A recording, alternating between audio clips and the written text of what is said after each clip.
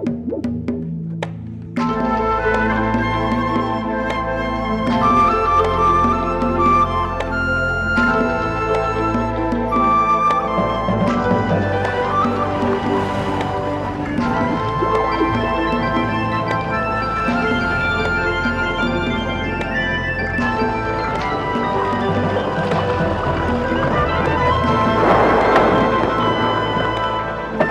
vais les rapprocher au moteur. Ouais, on les voit bien là, tu vois, ils sont toutes les... il y en a peut-être 4 adultes, hein. Je suis pas sûr qu'il n'y ait pas 4 adultes. Là, on a un groupe actif.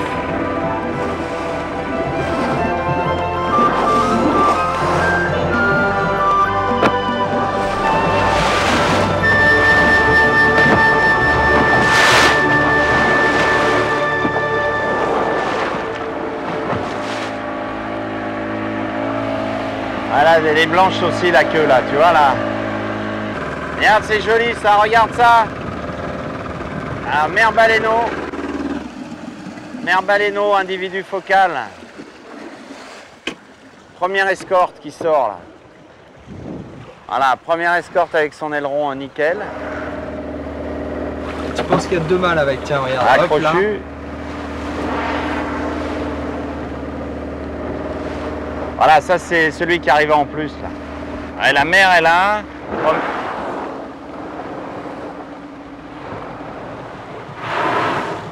Voilà la mère, ça c'est la mère.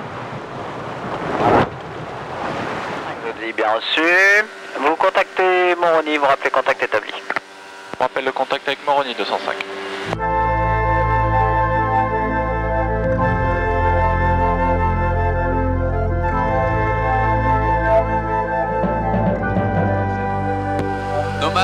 Nomade de Jean-Benoît, me recevez-vous? Oui, Jean-Benoît, ici Nomade, je te reçois 5 à toi. Oui, ok Michel, donc là on est à hauteur de la passe Bandrélé. J'aperçois un groupe mère baleineau à la sortie tribord. Ok Jean-Benoît, merci pour l'info. Pour information, on est également sur un couple mère baleineau. On est en train de terminer une photo-identification. On termine la dernière dorsale droite sur la mer et ensuite on montera pour essayer de trouver ton groupe. Merci pour l'info, bon vol et terminé pour moi.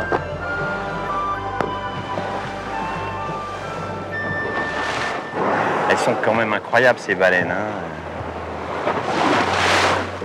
Le lagon de Mayotte, c'est une vraie pouponnière pour les baleines à bosse. On comprend, hein, 5000 km de migration depuis l'Antarctique. Ça fait 3 mois qu'elles n'ont pas mangé, ces mères. Elles ont vraiment envie de calme et elles doivent se régaler dans ces eaux turquoises du lagon pour allaiter leurs petits qui sont nés dans la zone donc entre juillet et novembre. La maman fait plus de 15 mètres de long et elle pèse environ 35 tonnes. Son petit, lui, mesurait déjà 4 mètres quand il est né. Et depuis, il exige 100 litres de lait par jour. Chez les plus gros mammifères du monde, les chiffres donnent le vertige. Nous sommes en plein mois de septembre, dans l'un des plus beaux lagons du monde, celui de Mayotte, et les eaux sont à plus de 20 degrés. Ces 2 baleines, des mégaptères, nagent en toute sécurité. Une loi internationale les protège dans cette zone, et on dirait qu'elles le savent. Observez cette mère qui enseigne à son fils les rudiments de la parade amoureuse. Voilà un spectacle dont Michel Velli ne se lasse pas. Michel est un combattant. Il lutte pour la protection des baleines depuis 10 ans, à la tête de son association, Megaptera. Ça aussi, on dirait que les baleines le savent. Avec lui, nous allons les suivre dans l'océan Indien, entre Madagascar et les Comores, leur zone préférée. Elles ont fait plus de 6000 km pour venir se reproduire ici. 3 mois par an, l'océan Indien devient la nurserie des mégaptères.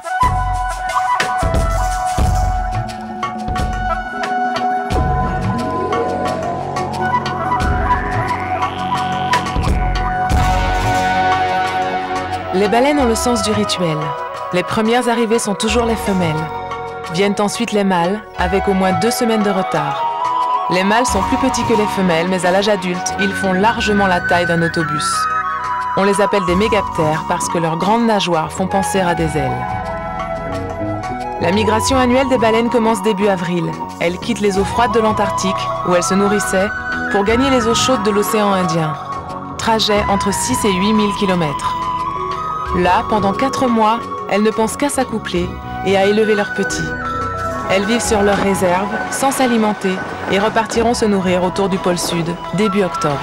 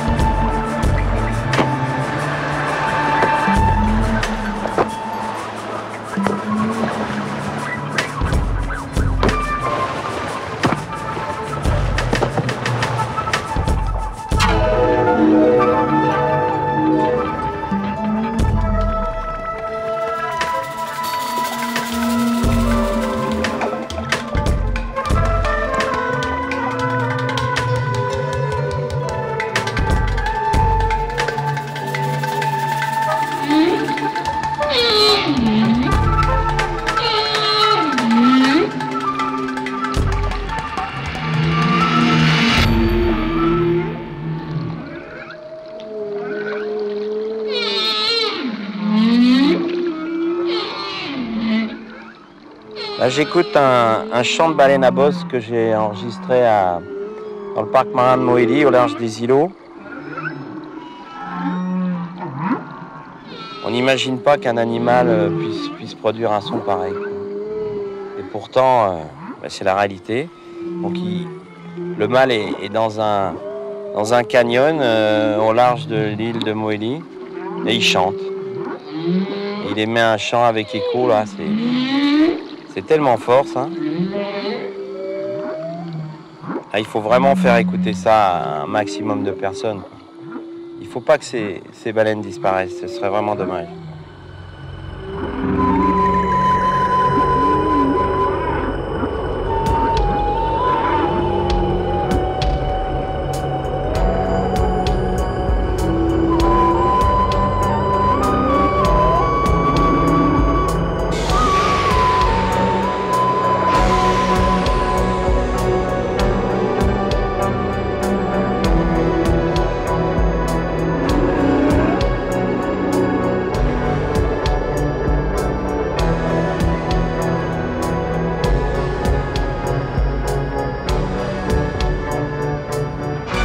La Commission baleinière internationale se réunit tous les ans pour réglementer la chasse des grands cétacés.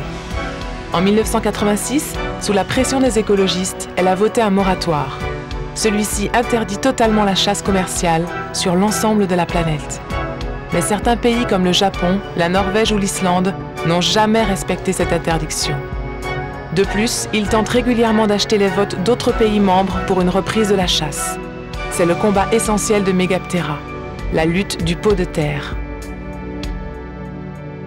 Mais dans les îles à côté, aux Comores, à Madagascar et dans les autres îles, on a quand même des gouvernements qui peuvent, eux, décider de rechasser la baleine contre des offres d'hôpitaux, de création de routes.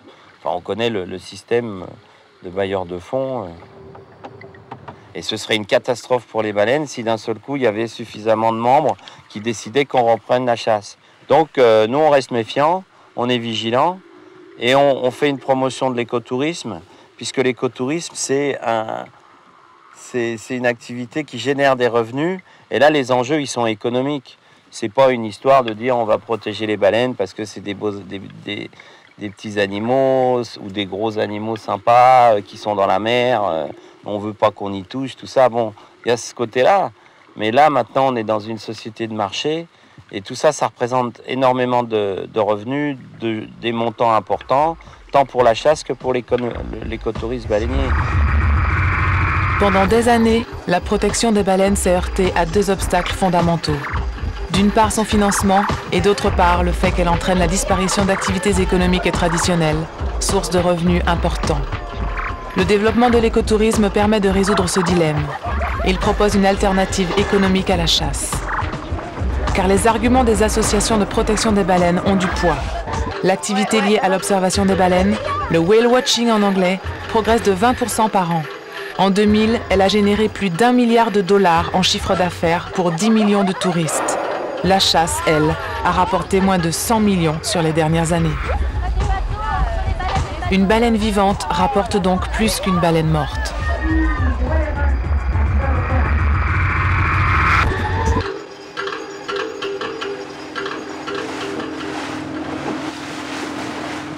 Niels Bertrand est l'un des 3 opérateurs touristiques qui proposent des sorties d'observation des baleines autour de l'île. La baleine à bosse, c'est une baleine qu'on dit côtière. Elle aime bien venir près des côtes, sur des eaux peu profondes, parce qu'elle s'y sent en sécurité. Ok. Donc cette immense piscine qu'est le lagon, c'est vraiment l'endroit idéal pour une mère et son petit pour se poser, allaiter, dormir, jouer, tout en confiance, parce que aucun prédateur dans le lagon. Cette activité saisonnière est en pleine expansion. De juillet à octobre, elle rapporte à elle seule 75% du chiffre d'affaires annuel réalisé par Niels Bertrand. Mais au fond, il fait surtout cela par plaisir. Il est d'ailleurs membre de Megaptera. Voilà, on a apparemment un souffle là-bas dans l'axe. Voilà, là-bas, sur la gauche de l'îlot, on aperçoit un souffle.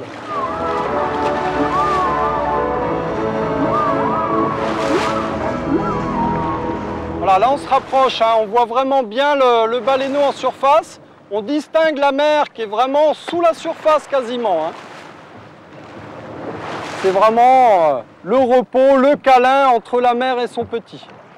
Ouais, magnifique, regardez un peu la masse. Fantastique. Wouh! Et le petit qui suit sa mère, qui ne le décroche pas. Voilà, elle passe sous le bateau. Wouh! Énorme.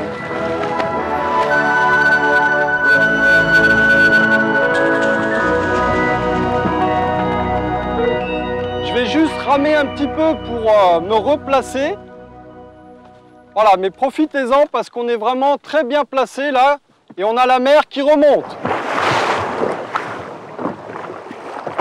Donc on a vu que la baleine et son petit étaient calmes, au repos, en surface. Donc on va maintenant tenter une mise à l'eau.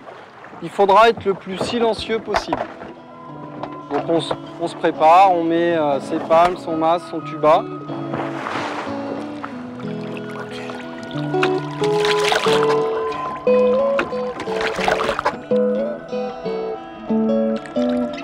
À Mayotte, la législation en matière de protection des baleines est un peu plus souple qu'ailleurs. Là, on peut nager à leur côté, sans danger. On a même l'impression que les baleines aiment cela. Elles aussi observent. Rencontre magique.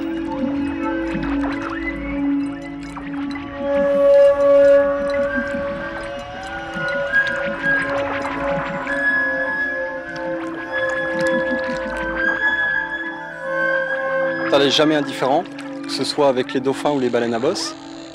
Les gens ressortent toujours étonnés, d'abord de la masse de l'individu et de la grâce des individus.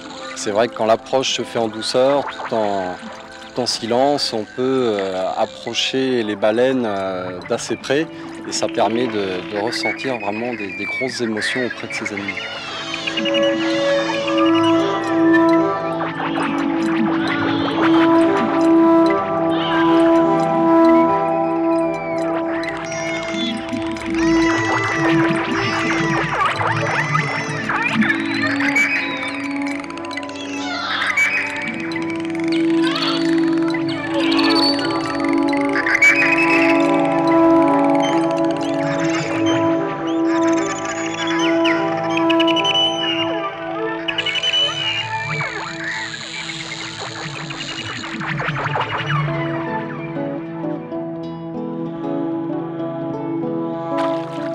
bah t'as vu un peu?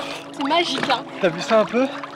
Donc là on voit bien que certaines espèces sont vraiment curieuses, amicales, et ça permet vraiment de rentrer en contact avec Ah eux. oui, non, mais je pensais pas que c'était qu'ils venaient aussi près, que Ah ouais, non, c'est... ils étaient nombreux. Il y a vraiment certains d'entre eux qui m'ont frôlé. Je sais pas, ils étaient à quelques centimètres là. Aujourd'hui on était dans une bonne disposition parce que c'est pas tous les jours comme ça, mais voilà. L'île de Mayotte est encerclée par une grande barrière de corail délimitant un lagon de 1500 km². C'est l'un des plus grands du monde, non seulement par sa taille, mais aussi par sa profondeur qui peut atteindre 90 mètres. Il est fréquenté par une faune d'une richesse exceptionnelle. Outre les poissons de récif, on y trouve des baleines, mais également plusieurs espèces de dauphins et des tortues marines. Afin de protéger ce fragile écosystème, le service des pêches et de l'environnement marin a créé un service spécial, la Brigade du Lagon.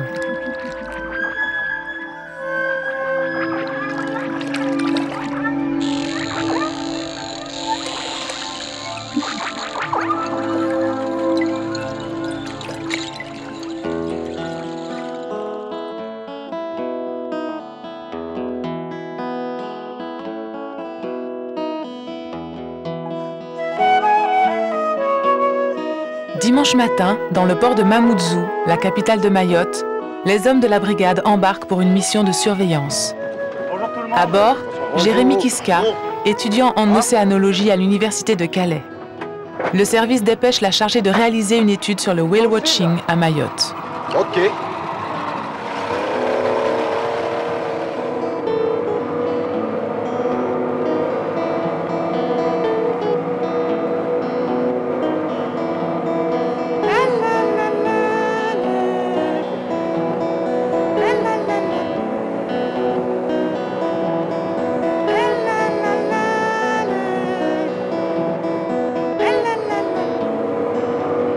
On est dans la partie sud du lagon, à proximité du récif barrière sud.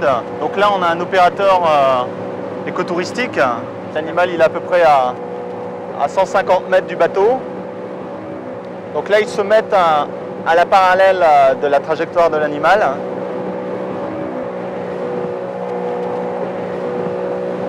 C'est la brigade du lagon de Mayotte. Bonjour. Donc, hop là. On est chargé de vérifier que les usagers du lagon respectent la charte d'approche des mammifères marins qui existe. Voilà la méthode d'approche des mammifères marins qui est bien explicitée dans le fascicule. Transmets au capitaine, on va remplir. Allez, au revoir. Ok, bonne continuation. Actuellement en France, aucune loi ne réglemente l'observation des cétacés. La brigade du lagon ne dispose donc d'aucun pouvoir de répression. Elle se cantonne à un rôle d'information. Ça, c'est le rôle d'Ahmed Djanfar, le chef de la brigade du lagon. La charte qu'il distribue vient de l'association Megaptera et du service des pêches de Mayotte. Oh, je pense qu'aujourd'hui, l'attrait des baleines a fait sortir les gens un petit peu plus quand même. On a rapidement su que les baleines étaient rentrées dans le lagon et tout le monde se précipite avec bonheur pour voir les baleines. On a eu de la chance, on les a vues.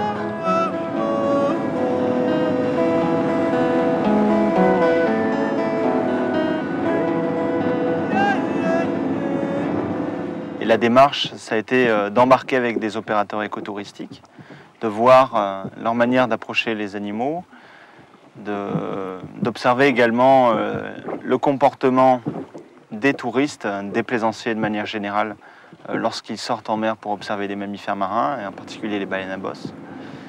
Et puis, donc ça a été la mise en place d'un projet, proposition d'arrêté préfectoral, uniquement applicable à Mayotte, pour la réglementation de l'observation des mammifères marins. Si quelques passionnés sont à l'origine du whale watching à Mayotte, aujourd'hui l'administration a pris le relais.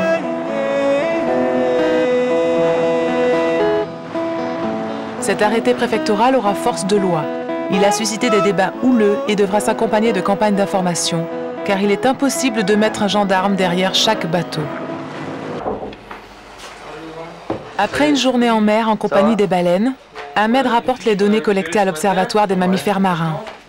Créé par le service des pêches, cet organisme centralise les informations concernant les baleines à bosse de Mayotte.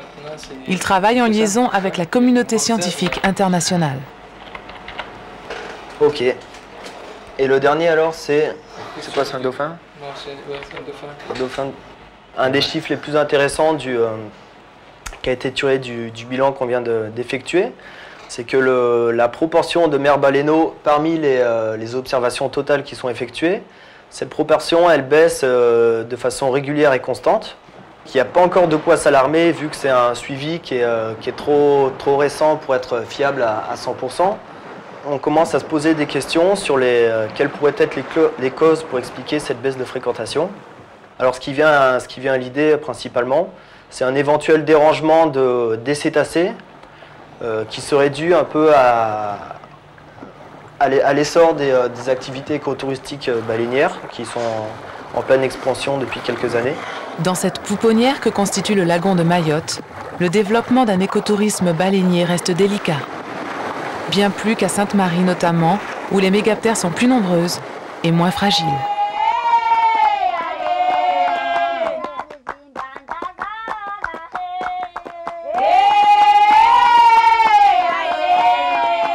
À Sainte-Marie, on parle de la saison des baleines comme de la saison des mangues ou de celle des cyclones. Depuis toujours, les baleines à bosse occupent une place centrale dans la vie des habitants. Elles sont présentes dans la mythologie comme dans les traditions. Trozona, la baleine en malgache, symbolise tout à la fois la puissance des dieux, la sagesse des ancêtres et la bienveillance maternelle. Les dames et les hommes de Sainte-Marie chantent. Quand ils voient une baleine qui est pas trop loin de la côte, ils chantent pour qu'elle s'approche encore plus. C'est une chanson un peu de respect vis-à-vis de la baleine et puis essayer de voir si elle s'intéresse à eux aussi. C'est une chanson pour faire de l'observation de la baleine avant l'heure. Jusqu'en 1951, les Américains puis les Français sont venus ici chasser les baleines. Des campagnes qui n'ont guère profité à la population locale. C'est l'essor du tourisme, depuis une vingtaine d'années, qui a permis aux Malgaches de développer des activités lucratives autour des cétacés. Le fabuleux pouvoir attractif de ces géants de mer a profondément transformé l'image de Sainte-Marie. Aujourd'hui, elle est devenue l'île aux baleines. Et ça, c'est combien?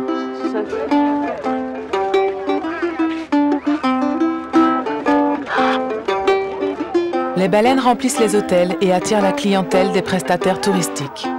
Pendant la saison, toute l'économie de l'île profite de leur présence et les habitants de Sainte-Marie vivent 4 mois durant au rythme des mégaptères. À Sainte-Marie, dans l'année, on fait quand même 1500-2000 personnes pour voir les baleines. Sous 3 mois et demi, c'est quand même le 40 ou 50% des chiffres d'affaires de l'année.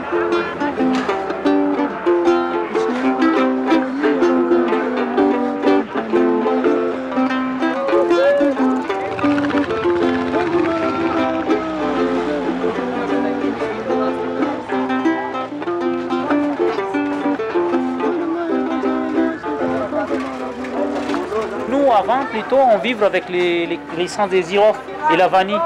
À cause des cyclones, tout est foutu. Donc nous, plutôt, on vit avec les touristes. Si les baleines ne viennent pas, les touristes aussi non plus. Donc nous, on est mal. Afin de préserver la poule aux œufs d'or, Madagascar s'est dotée, il y a quelques années, de lois réglementant l'observation des cétacés.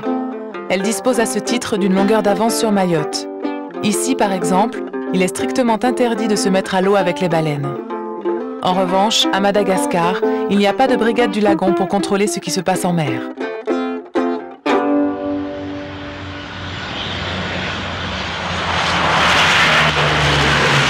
Sainte-Marie est devenue en quelques années le principal site d'observation des baleines dans l'océan Indien. Mais contrairement à Mayotte, ici c'est une affaire d'hôteliers et de prestataires privés. Ok, please follow me. 10 minutes on the lodge and looking if you see some whales, hein?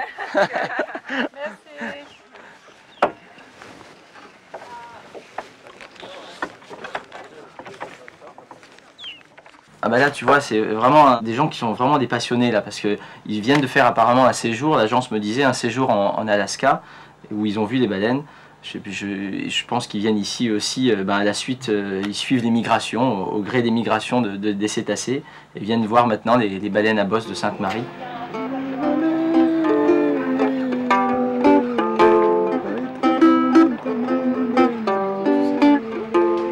Donc une femelle rentre dans un espace, il y a des mâles qui sont là, il y a un groupe actif qui se crée avec donc des mâles qui vont lui succéder derrière. Et l'image la plus belle que j'ai, c'est quand j'avais 15 ans, que j'allais au cinéma avec une copine et que cette copine avait décidé de se mettre le long du mur et qu'on était 5 à aller au cinéma avec elle. Généralement, dans la travée, on se bousculait pour être le premier à côté d'elle. On a tous connu ça? Et bien les baleines font ça en fait. Et vous pouvez en avoir 9 comme ça. Hein. Et on a vu des groupes actifs de 10 baleines, quoi.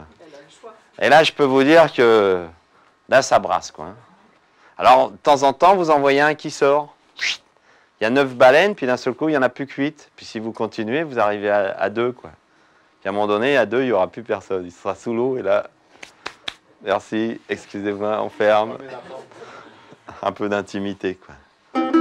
Depuis 3 ans, Forcera s'efforce d'améliorer la pratique des opérateurs touristiques grâce à la diffusion d'un code de bonne conduite et à une présence quotidienne sur le terrain avec une idée fixe, sensibiliser, informer et donc protéger. On sait que quand on va essayer de vulgariser un maximum auprès d'un maximum de personnes l'envie, notre passion de voir les mammifères marins, on ouvre une boîte de Pandore et qu'on sait que si on a du succès, il y aura plus de gens qui viendront voir les baleines. Donc notre rôle, c'est de dire aux gens, voilà ce qu'il faut faire hein, pour ne pas stresser les animaux et que tout le monde puisse continuer à voir les baleines de manière à les stresser le moins possible.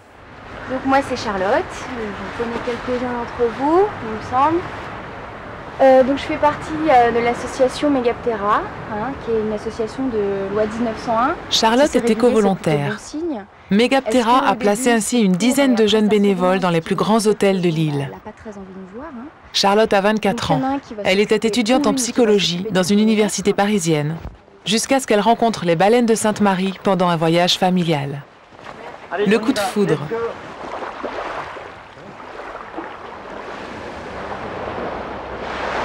Je suis un petit peu servi cette situation pour jeter l'encre ici, quoi. Parce que en fait, moi, ça s'est passé comme ça. C'est-à-dire que je suis venue ici, on a passé 3 jours à Sainte-Marie. On devait repartir sur Madagascar. Moi, j'ai posé mes valises, je suis jamais rentrée, quoi. J'ai mis mes études entre parenthèses pendant une année, là.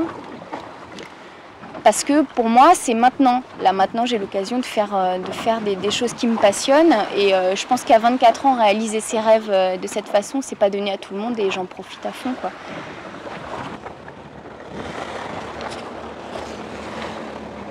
Bon, donc là, on cherche toujours le même groupe, hein, en face de la ville. Donc normalement, ça devrait se situer dans cette zone-là, hein, à 11 h par rapport à l'avant du bateau. On cherche mère et baleineaux. Les mères, elles ont un souffle, les individus adultes, qui peut atteindre à peu près 3 mètres de hauteur. Donc normalement, ça se voit de loin. Hein.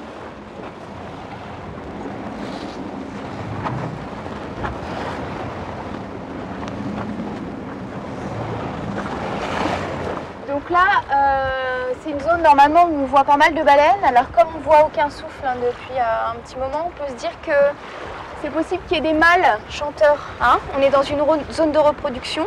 Les mâles chantent pour attirer les femelles, pour s'accoupler.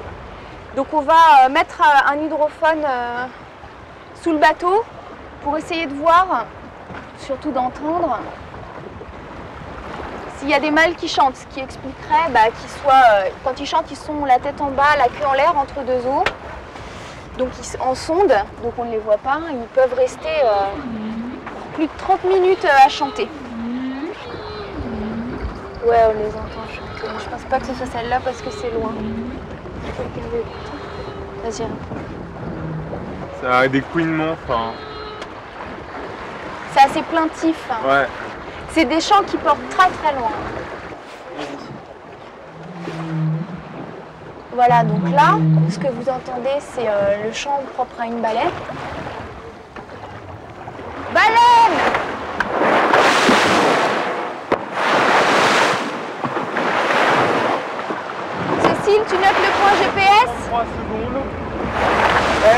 49 degrés, 47 minutes, 0. Entre l'hydrophone et le GPS, les touristes, encadrés par les éco-volontaires, participent ainsi à la collecte de données sur les cétacés.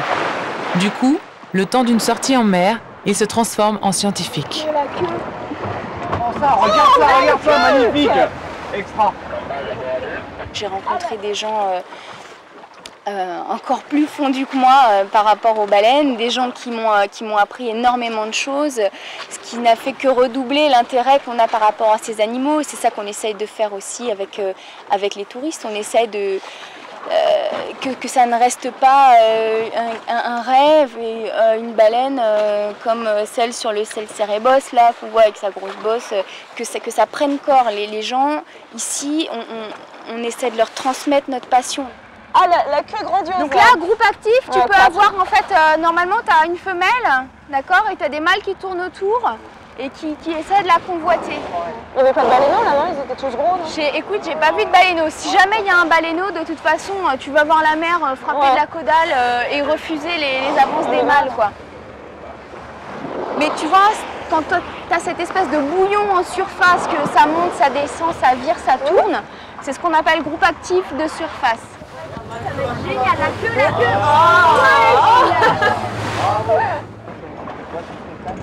Là, ils sont juste devant, regarde. Oh là là, oh ouais, on est blasé quand on voit des trucs comme ça. Moi, que je sais pas, je peux pas vous dire ce que je ressens. Ça fait 2 ans que c'est le même truc, c'est magique, c'est un truc.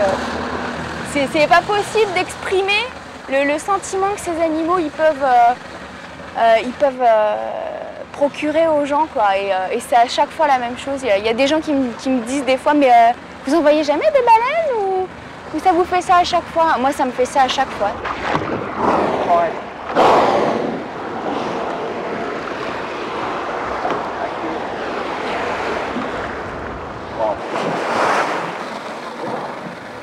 C'est carrément magnifique. Il n'y a pas d'autre mot. On ne peut que rester vraiment scotché. Tu peux même plus décoller tes yeux de la mer, quoi, tellement c'est beau. Le moment où elles font surface, où elles restent là paisiblement, ça dure une fraction de seconde, elles te montrent leur dos. Et alors ensuite, je crois que ce qui émeut tout le monde, ce qui reste vraiment majestueux, c'est la nageoire caudale qui doit avoir une envergure, je sais pas, j'arrive même pas à l'estimer, mais elle te présente ça à la surface. T'as vraiment l'impression que c'est le salut, et puis bon, ensuite elle disparaît. Mais cette nageoire caudale, là, c'est vraiment quelque chose d'impressionnant. Les baleines à bosse peuvent rester ainsi immobiles, la caudale hors de l'eau, pendant plus de 15 minutes. Est-ce un signal d'alarme à l'égard de leurs congénères? Un élément de la parade amoureuse? Ou alors un refus d'accouplement? Cette position verticale tête en bas est en tout cas celle qu'adoptent les mères pour allaiter leurs baleineaux.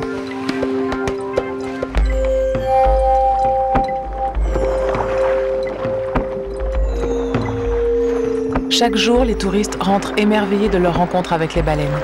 Mais à l'échelle d'un hôtel haut de gamme, le bénéfice se mesure surtout en termes d'image. Alors, le whale watching en lui-même, l'observation purement de la baleine n'est pas réellement rentable. Ça va rapporter environ 15 000 € sur toute une saison. C'est pour ça qu'au Princess Bora, on a décidé, après nos 2 ans d'expérience cette année, de faire une croix sur ce côté commercial et de reverser le bénéfice qui est tiré donc, de ce whale watching directement à la science. En fait, nous, on gagne notre argent avec une activité parallèle qui est l'hôtel, le restaurant, le bar, et l'activité d'observation, ce que paye le client, va être reversé dans l'achat de bateaux scientifiques, dans l'achat de matériel scientifique qui va permettre cette collecte de données scientifiques. Descends plus bas qu'elle. Le baleineau, le museau du baleineau. Spy. Non.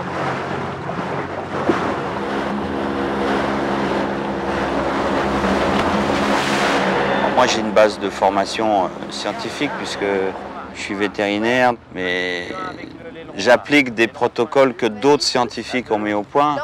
Donc, je ne suis pas un leader scientifique. 17-18, dorsale droite. Sophie, flip, la queue. Ouais. Nickel, caudale. 23, 24. Megaptera fait partie d'un réseau international qui a pour but d'élaborer une base de données sur les baleines à bosse dans l'océan Indien. Toutes les informations ainsi collectées sont transmises au Muséum d'histoire naturelle de New York.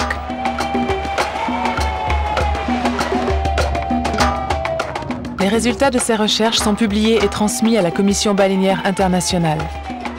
Toujours cet objectif fondamental pour les volontaires sur le terrain, éviter que de petits pays basculent dans le camp de ceux qui souhaitent reprendre la chasse à la baleine et protéger coûte que coûte le sanctuaire de l'océan Indien pour que les baleines puissent s'y reproduire en toute sécurité.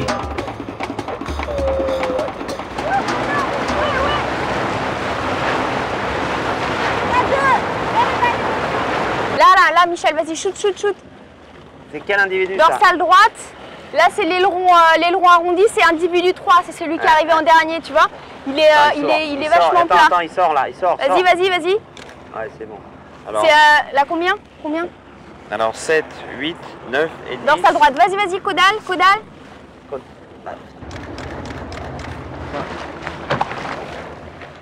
C'était où ça? Tiens, tu peux regarder sur la carte, Caro, si... À Sainte-Marie, le suivi scientifique consiste à décrire et localiser les groupes de baleines et identifier les individus en photographiant leur caudale. Un travail minutieux qui permet d'établir un véritable catalogue. Ouais, mais... Ah ouais, non, mais ça va pas là. Il manque les 2 points. Ouais, on peut l'appeler... Râteau. Râteau, c'est pas très joli, quand même. Grand E. Grand E. Grand E.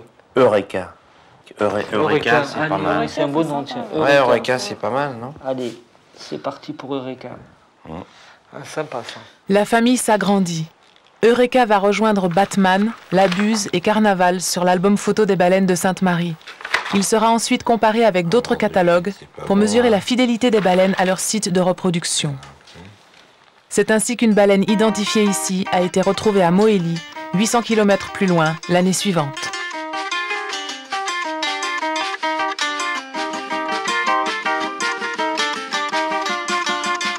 Le temps semble n'avoir aucune prise sur la plus petite île des Comores. Véritable sanctuaire naturel, Mohéli-la-Douce est oublié des tours opérateurs. Pour le moment.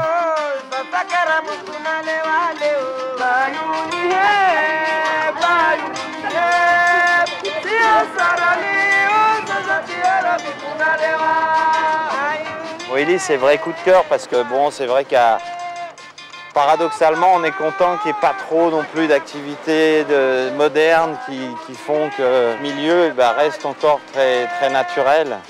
On observe les baleines comme dans un premier matin du monde.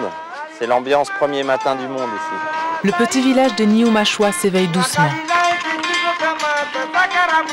Ici, les gens vivent au rythme de la nature, loin de l'agitation qui règne à Moroni, la capitale de l'Union des Comores, régulièrement agitée par des coups d'État et des crises séparatistes.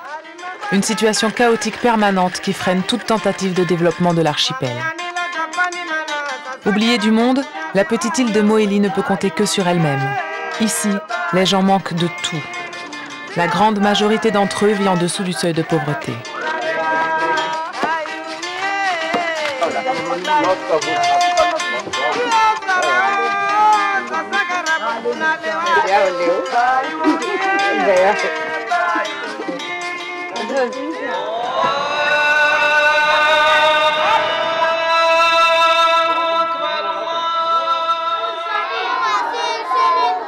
Aux Comores, l'islam est une religion d'État. Dès les premières années de l'école coranique, on apprend aux enfants que la baleine a le pouvoir de faire trembler la terre et la mer, qu'elle représente les ténèbres au fond desquelles est enfermé Jonas. La baleine inspire donc à la fois du respect et de la peur.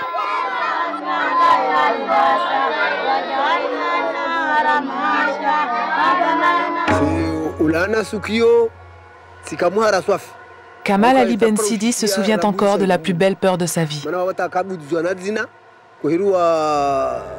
Un matin, il pêchait au large des îlots de Niumashwa. La journée était rythmée par les poissons qu'il remontait. Soudain, il entendit le souffle d'une baleine. Pas très rassuré, il tenta de prendre ses distances, mais elle le suivit.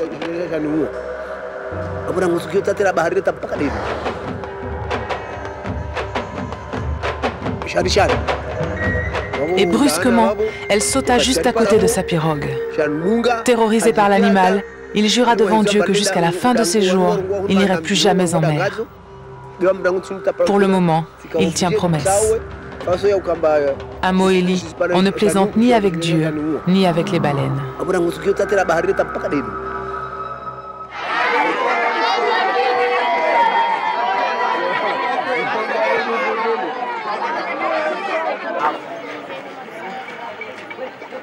On dirait le cinéma Paradisio, sauf que nous sommes à New Mashua et que l'unique télévision du village sert d'écran. Michel Velli adore ces moments-là. Le public boit ses paroles et comprend son film. Le but, c'est de dédramatiser les baleines et d'expliquer qu'elles ne sont pas dangereuses si on les respecte. Michel, ou le portrait d'un infatigable militant de la cause des baleines.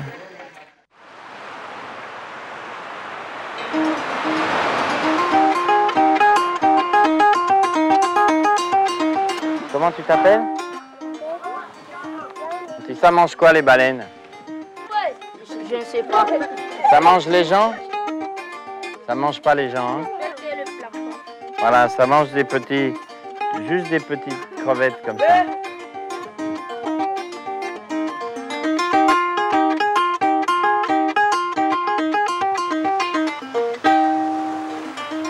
À Moélie, ce qui est important de signaler, il faut vraiment mettre l'accent là-dessus, c'est qu'on a développé l'observation des baleines, l'observation commerciale, avec les populations. Et c'est les pêcheurs, c'est les populations locales qui développent cette activité. Ce n'est pas des opérateurs touristiques qui viennent de l'extérieur, ce n'est pas des mzungus qui font ça, ce n'est pas des hôteliers, c'est les gens des villages. Et les revenus vont directement dans les villages. À ma connaissance, au moins dans les îles de l'océan Indien, je pense que c'est la seule expérience qu'on a d'observation de baleines menée par les pêcheurs. Il fait ça, souvent on voit la queue, hop, et ça disparaît. Ça aussi, ça fait 4 mètres. Donc quand vous la prenez sur le pied, ça fait mal. Évidemment, les pêcheurs ne peuvent pas emmener les touristes avec leurs pirogues traditionnelles. Ils doivent pour cela utiliser les barques plus modernes des coopératives de pêche. Elle est devant là. Hein. Donc a priori c'est une maman avec son baleineau. Vous l'avez vu déjà? Donc là on est dans la zone entre 300 et 100 mètres. Donc on va s'arrêter. On arrête. Et le mieux, c'est qu'on coupe le moteur. Et vous avez vu comme elle est sensible la baleine.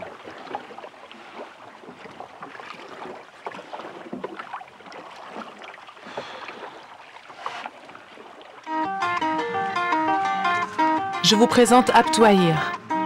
Il est pêcheur et c'est l'un des tout premiers élèves de Michel Velli. Abtouahir a parfaitement compris tout l'intérêt qu'il y avait à diversifier son activité, surtout pendant l'hiver austral, quand les poissons se font plus rares. À la maison, il a 8 bouches à nourrir.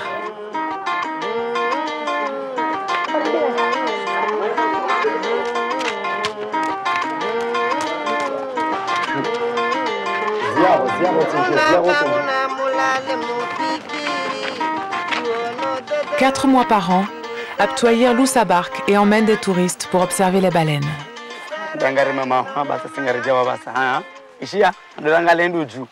Moi, je préfère amener des touristes à la baleine mieux que la pêche.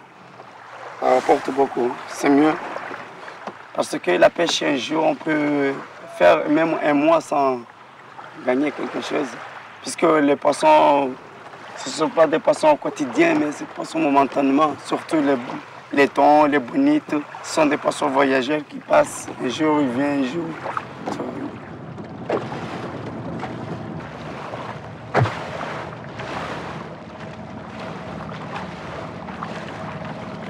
Elles mangent quoi les baleines ici? Ici, les baleines ne mangent pas ici. Elles mangent pas? Si, non, ils ne mangent rien. Le souffle? Tu es là-bas là, le souffle? Et oui, moi j'ai vu un grand truc là, mais je pensais pas que c'était ça. Si, ça fait vraiment un grand souffle.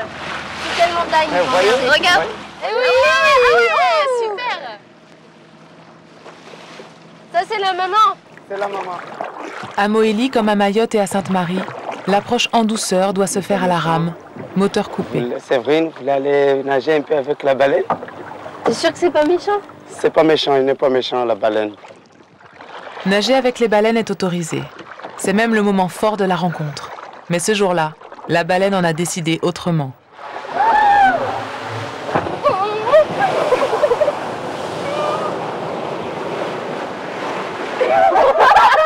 Regarde, je vais dire si on nage avec. Regarde encore. Bon, t'es sûr qu'il faut y aller? J'ai plus Voilà. c'est magnifique. Aujourd'hui, c'est la première fois que je vais les baleines sauter au long de la hauteur comme ça. À cause, en plus, tout près de nous, comme ça. C'était aujourd'hui. Et alors? Alors, mon cœur commence à battre parce que j'avais jamais rapproché avec la baleine comme ça et sauté. Aurait-il vraiment, elle voulait nous montrer que elle était grosse ou quoi et qu'elle allait partir? Elle aurait pu faire ça là-bas ou tout près de nous comme ça. C'était vraiment près de nous quoi. C'était le hasard. C'était le hasard.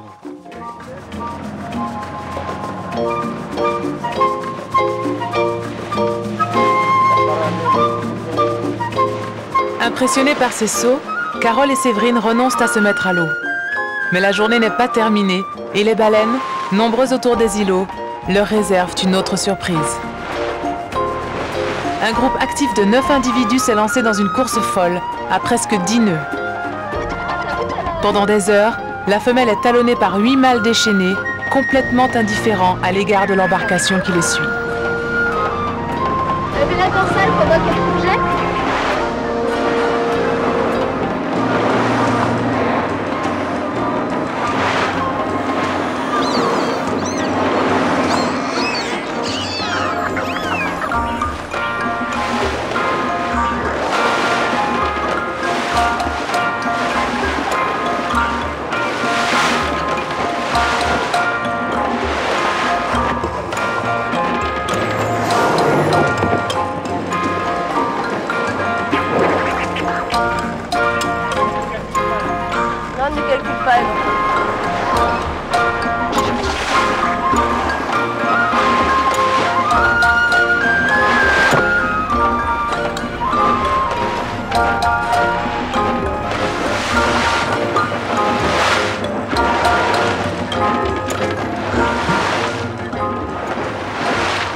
Ouais.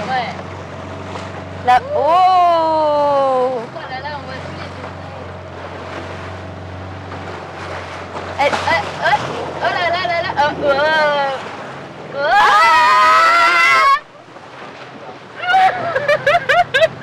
Les mégaptères sont très agiles et parfaitement maîtres de leurs mouvements. D'un seul coup de leur formidable nageoire caudale, elles pourraient projeter en l'air la barque et ses occupants. Mais aujourd'hui, Moélie n'a plus peur des baleines.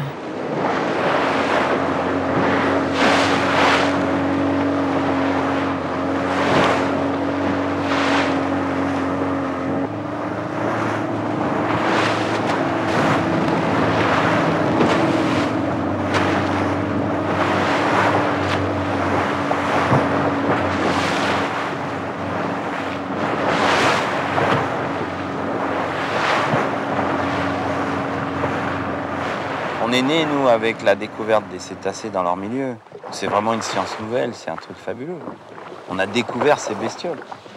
On est fait comme elles sont faites comme nous. Elles ont des poumons, elles font des petits comme nous, elles allaitent leurs petits, elles chantent. Qu'est-ce qui est différent? Qu'est-ce qui est différent? Elles vivent dans l'eau, on vit dans l'air. Mais c'est important qu'on communique, quoi. L'écotourisme, c'est une émanation de la curiosité de l'homme. L'homme est curieux, il veut connaître sa planète, il veut connaître les animaux qui peuplent cette planète, et ils veulent vivre avec, quoi. Et vivre avec, ça veut dire aller les voir. Aller voir les baleines, s'approcher au plus près ou plonger avec elles. Quelle que soit l'expérience vécue, la rencontre avec ces animaux mythiques ne peut laisser indifférent. Mais à voir leur agilité dans l'eau, on se demande si elles ne se laissent pas approcher que parce qu'elles le veulent bien. Au fond, ce sont peut-être les baleines qui viennent observer les hommes. La reprise d'une chasse intensive des grands cétacés n'est peut-être plus le pire des dangers. La pollution, les changements climatiques ou la raréfaction de leur nourriture pourraient bien avoir raison d'eux. On estime aujourd'hui qu'il reste pour la plupart des espèces 5 à 10% de la population originelle. Cette population était probablement stable depuis des millions d'années. Il aura fallu à peine 150 ans pour la décimer. Le combat de Michel Vellier est d'autant plus important. Dans l'océan Indien, et petit à petit, il impose l'idée qu'une baleine vivante rapporte plus qu'une baleine morte.